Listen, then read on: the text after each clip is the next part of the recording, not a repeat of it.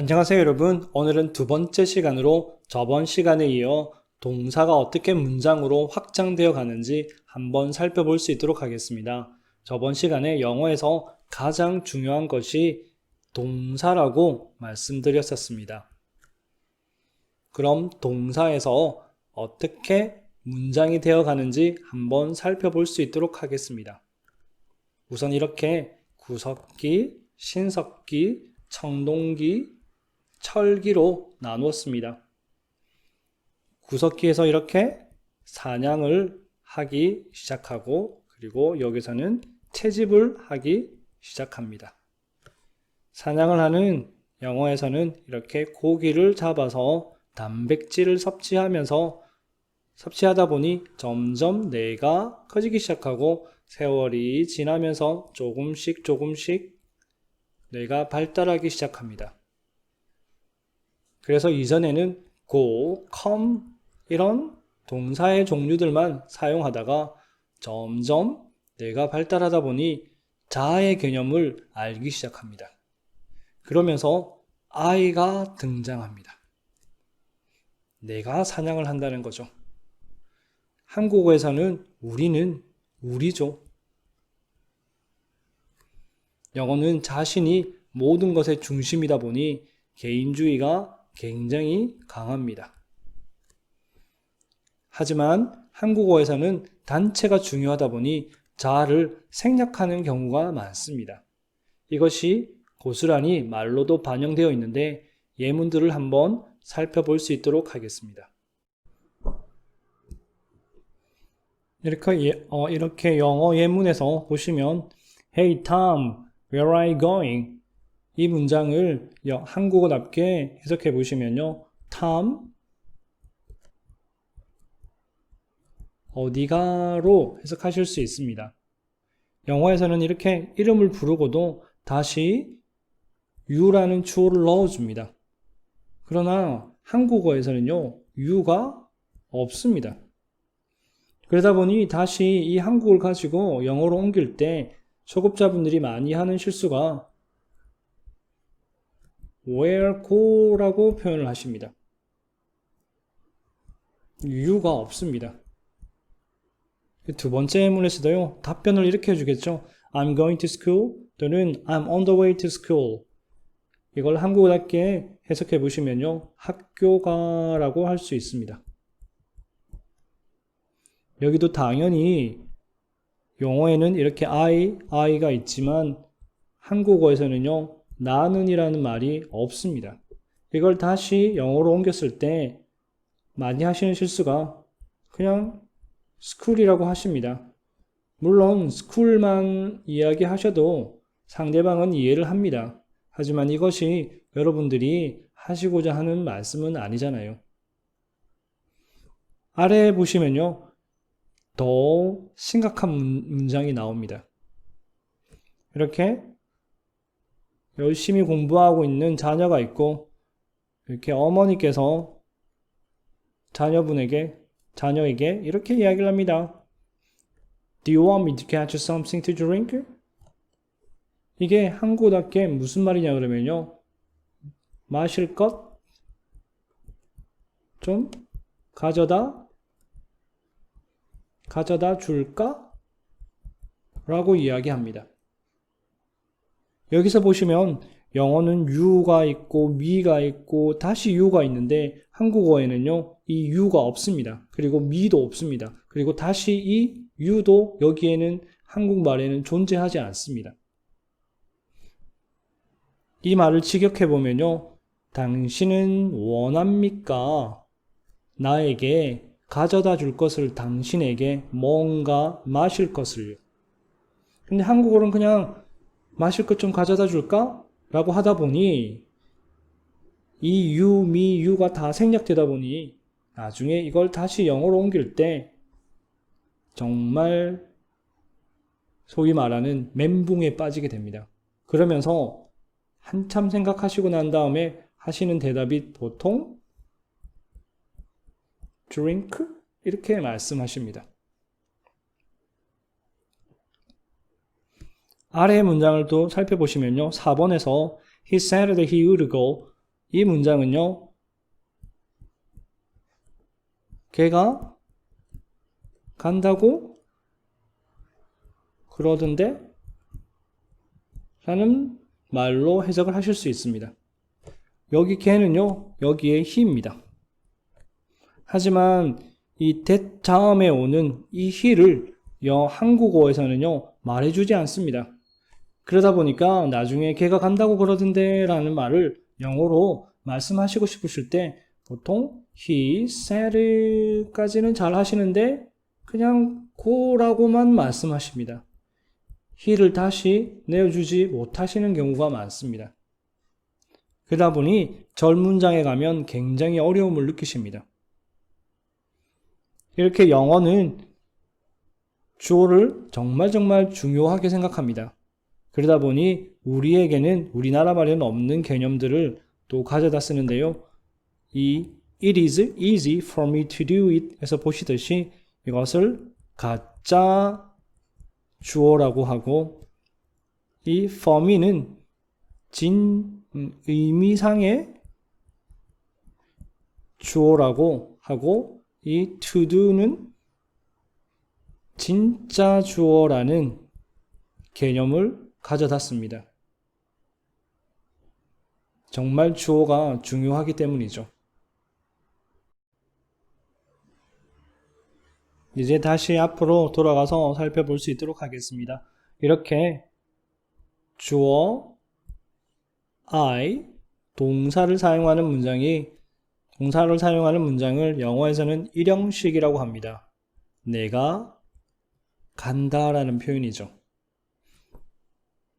동사만 사용하게 되면 이것을 명령문이라고 합니다.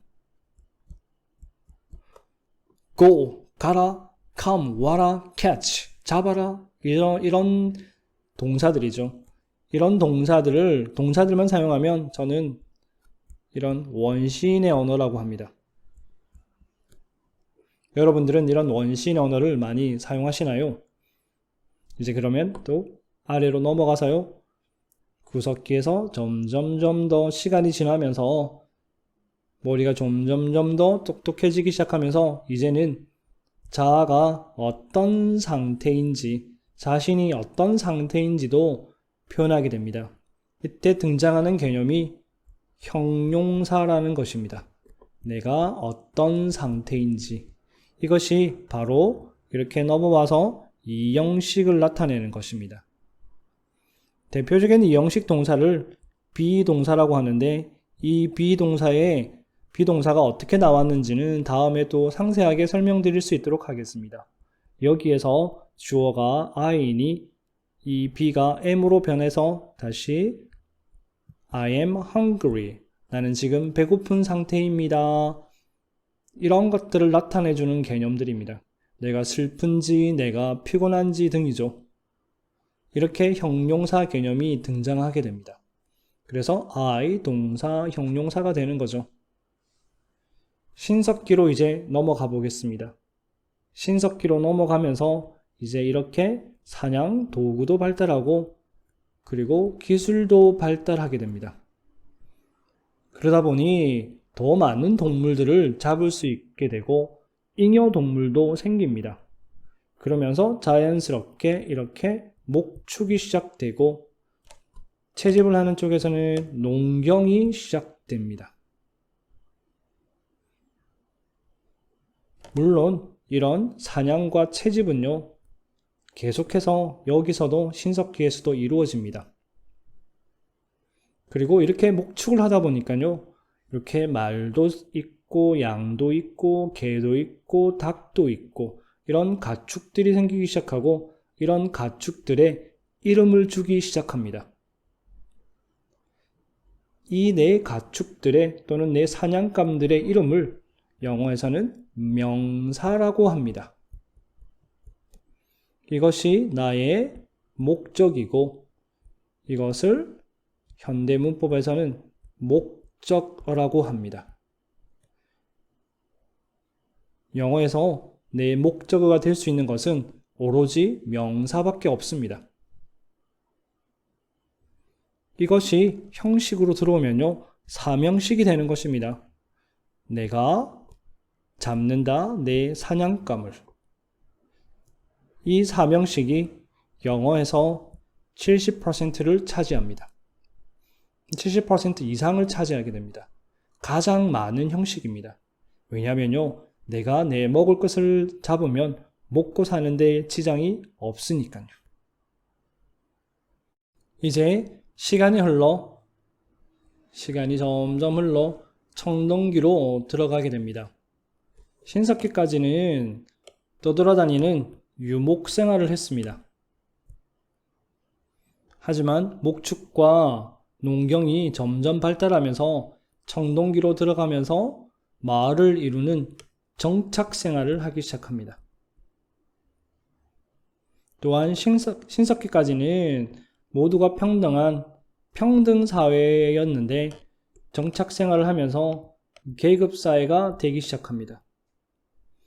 이 계급이란 말은요, 힘세고 날랜 놈들은 훨씬 더 많이 잡고 그렇지 못한 놈들은 힘이 없어 적게 가진 그런 계급사회가 된다는 것입니다. 여기 귀족층이 있고 이 귀족층의 우두머리를 군장이라고 합니다. 나중에 국가가 이루어질 때 이러한 나라를 군장국가라고 이야기합니다. 이제 목축도 하고 먹을 것도 충분합니다. 그러다 보니 여유가 생기고 매일 잡아다 주는 것만 먹지 않고 이제 좀 더 맛있는 고기도 요구하기도 합니다. 그래서 그 맛있는 고기를 이야기할 때 이렇게 형용사 개념을 다시 사용해서 맛있는 고기라고 표현합니다. 영어에서 명사를 꾸며줄 수 있는 것은요, 오로지 형용사뿐입니다. 이 형용사에서 나중에 어느 것이 더 맛있고 어느 것이 더 최고로 맛있는지, 어느 게 더 맛있으면 그런 것들을 비교급, 그리고 어느 것이 더 최고로 맛있는지를 배우는 것이 최상급입니다. 이러한 것들을 나중에 또 형용사에서 배우시게 되는 겁니다. 이제 한 부족의 가정으로 한번 들어가 볼 수 있도록 하겠습니다. 아내가 오늘은 맛있는 토끼고기를 좀 잡아오라고 합니다. 당연히 남편은 옙! 이라고 하겠죠. 그래서 산으로 갑니다. 처음에 산에서 보니까 사슴이 있어서 사슴 한 마리를 잡습니다.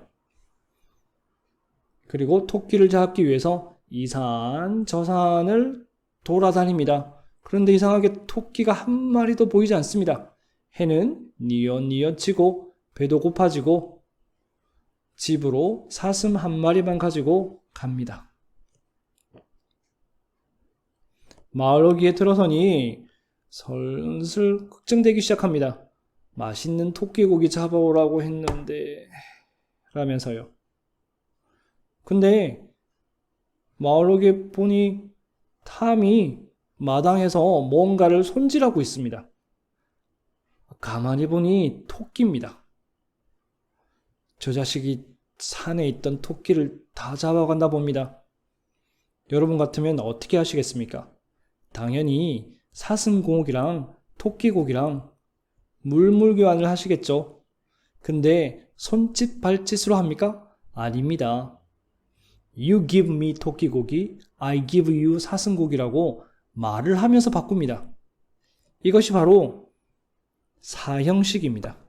대표적인 사형식이 give라는 수요 동사라고 합니다. 수요라는 말 자체가 무언가를 준다는 말이죠.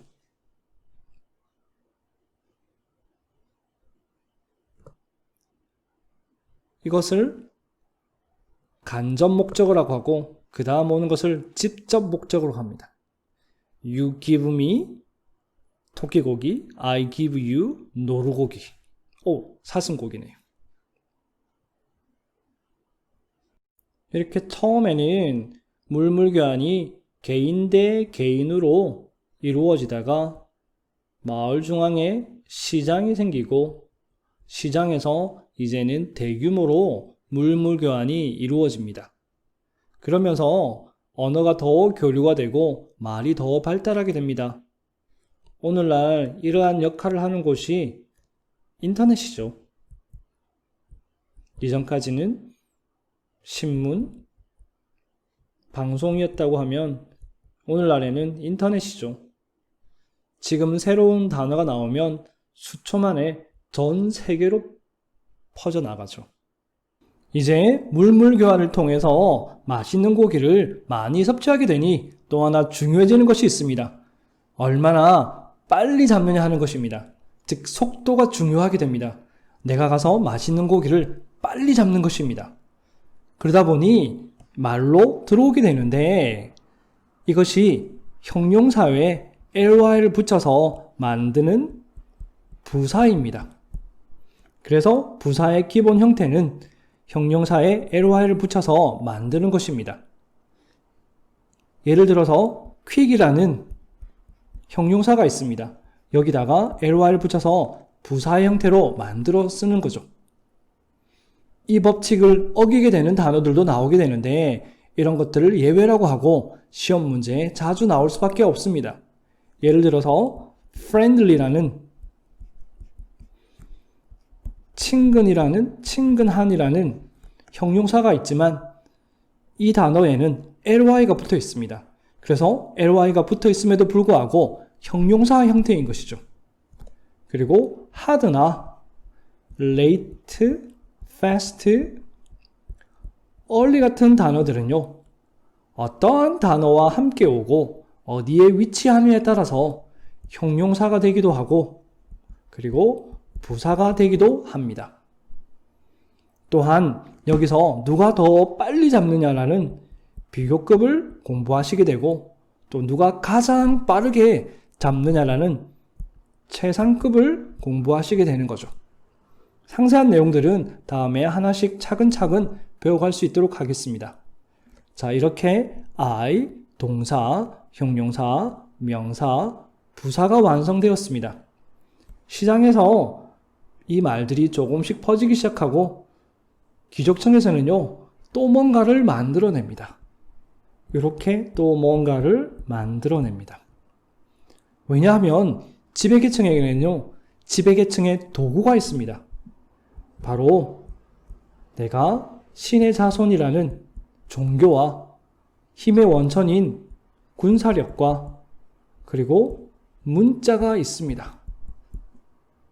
이러한 것들은 피지배계층에게는 절대로 주지 않습니다. 그러다 보니 귀족층들이 사용하는 언어는 서민들과 구분되는 경우도 많았습니다. 우리도 마찬가지죠. 왕의 얼굴은 용환이라고 하고 우리 얼굴은 그냥 얼굴이었죠. 왕의 밥상은 수라상이죠. 우리 밥상은 그냥 밥상이라고 하죠. 그래서 여기 이 귀족층들은 부사에서 또 하나 더 만들어 사용합니다. 시간이 지나면서 시장을 통해 이것이 아래쪽으로 서서히 퍼지게 됩니다. 하지만 절대 다수인 이 피지배 계층이 널리 사용해주지 않으니 이것은요, 사라져버리게 됩니다. 언어에는 역사성이란 것과 사회성이란 것이 있습니다. 역사성이란 것은요, 언어는 신생, 그리고 성장, 소멸한다는 것입니다. 사회성은 언어는 서로 간에 약속이라는 것입니다. 우리는 지금 영어사의 약속을 배우려고 하는 거죠. 영어적 사고를 배워야 한다고 하는데 그 나라의 문화와 역사와 기본적인 문장의 형식 및 팔품사의 이해 없이는 영어적 사고를 가지기가 어렵습니다. 여기서 이 역사성에 따라서요, 절대 다수들이 이 말을 사용해주지 않으니 이렇게 사라져버리게 됩니다. 그래서 오늘날에는 이 부사가 형용사를 꾸미고 또 동사도 꾸미고 문장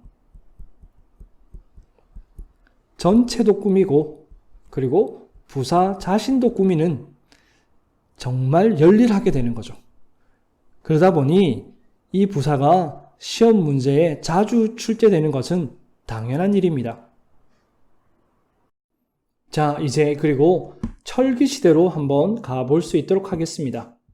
철기시대로 가보면 계급이 더 분화가 되고 여기에 우두머리를 왕이라고 하고요. 이 나라를 왕권국가라고 합니다. 군장시대에만 해도요. 군장이 직접 전쟁에 나가기도 했는데 이 왕은요. 시킵니다. 물론 계급사회가 되면서 남에게 시키는 말은 점점 더 발달되어 갔겠죠. 여기 그림을 보시면 왕이 장군에게 자네에게 5,000병사를 줄 테니 자네가 가게라고 시킵니다. 원신의 말로 그냥 고라고 하면 될 걸 좀 격식 있게 우아하게 시킵니다. 이것이 바로 여기 오형식이라는 것입니다. I want you to go라는 표현이죠. 나중에는 여기 to가 없는 make, let, have라는 동사들을 사용하게 됐는데 원래 있어야 할 to가 없으니 예외로 취급돼 시험의 단골이죠. 이것이 오형식의 대표적인 동사가 되는데 이름도 사역동사라고 해서 즉 시키는 동사라고 합니다. 자, 이제 한번 위쪽으로 다시 올라가서요. 이전에는 내 사냥감의 위치를요. 두리뭉술하게 알았다면 전쟁도 많이 하다 보니 더 정확한 위치를 알아야 했습니다. 자연스럽게 말로 들어오게 되는데 내 사냥감의 위치, 즉 내 목적의 위치 그것을 나타내주는 것이 무엇이냐 하면요. 바로 전치사입니다. 점을 나타내주는 at. 점이 모이면 면이 되니 면을 나타내주는 on. 이 면이 모이면 공간이 되니 공간을 나타내주는 in. 이것들이 3차원 세상의 모든 사물의 위치를 다 나타내줍니다. 오늘날에는 세상이 더 복잡하다 보니 더 많은 전치사가 사용되지만 여전히 불변의 법칙은 전치사 다음에 명사가 온다는 것입니다. 그리고 귀족층들은요, 또 시도 짓고 서술도 쓰고 하다 보니 문장들을 더 연결합니다. I 동사 점점점. 그러다 보니 이 연결하는 이것을 접속사라고 합니다. 그리고 사냥을 해서요. 이렇게 사냥감을 탁 잡았을 때 입에서 자연스럽게 나오는 말이 있습니다. 바로 야후라는 감탄사입니다. I를 오늘날에는요. 여기 대명사라고 합니다. 이제 그 수를 한번 세어볼 수 있도록 하겠습니다. 여기 하나, 둘, 셋, 넷, 다섯, 여섯, 일곱, 여덟. 이것이 바로 팔품사입니다. 그리고 1형식, 2형식, 3형식, 4형식, 5형식. 이것을 문장의 5형식이라고 이야기합니다. 영어가 아무리 날고기여도 이 5형식과 팔품사를 절대 벗어날 수가 없습니다. 이것을 문장 성분이라고 하는데요. 처음에는 이 팔품사와 함께 비교를 해보시면 같은 단어들도 있고 다른 단어들도 있어서 조금 헷갈릴 수 있습니다. 하지만 보시다 보면 곧 익숙해지십니다. 그리고 명사에서 나중에 어더를 공부하시게 되는데요. 어와 더 같은, 어와 더 같은 이런 애들을 관사라고 이야기하는데요. 관사라고 이야기하는데 이 관사도요. 결국에는 명사를 꾸며주는 말이기 때문에 형용사입니다. 그래서 오형식과 팔품사를 절대 벗어날 수 없습니다. 영어는 순서의 언어입니다. 무슨 말이냐고요?